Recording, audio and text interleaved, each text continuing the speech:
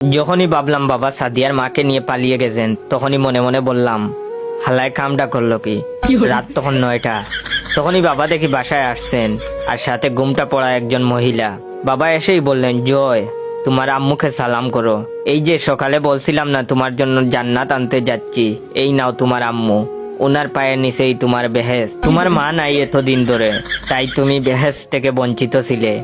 আমি রাগে সাদিয়াকে কল দিয়ে বললাম, এই একটু আমাদের বাসায় আসো তো, তোমার মা আমাদের বাসায়। তারপর সাদিয়া আমাদের বাসায় আসলো।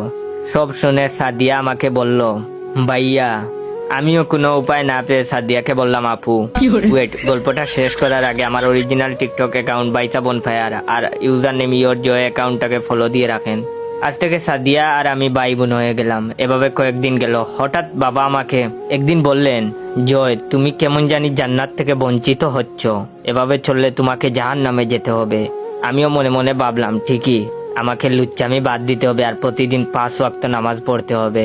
কিন্তু কে জানতো লুচ্চা বাপ এইবারও কষি একটা মেয়েকে বিয়ে করে আনছেন। আর এসে বলেন, বাবা, উনিও তোমার আম্মু, সালাম করো। মায়ের পায়ের নিচে সন্তানের বেহেস। তুমি সাদিয়ার মাকে সালাম করো না কেন জানি আমি বুঝি না, তাই তোমার জন্য নতুন আম্মু নিয়ে এসেছি। হঠাৎ মেয়েটার মাথার ঘুমটা পড়ে গেল। তখনই দেখি সে তো আমার এক্স। এবারও মনে মনে বললাম, হালায় কামটা করলো কি। যাই হোক, আল্লাহ আমার দোয়া কবুল করতেন।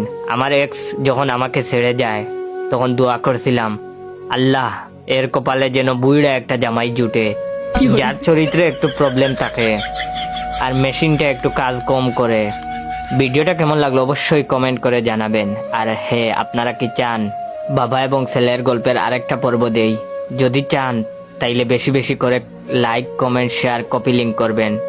ধন্যবাদ।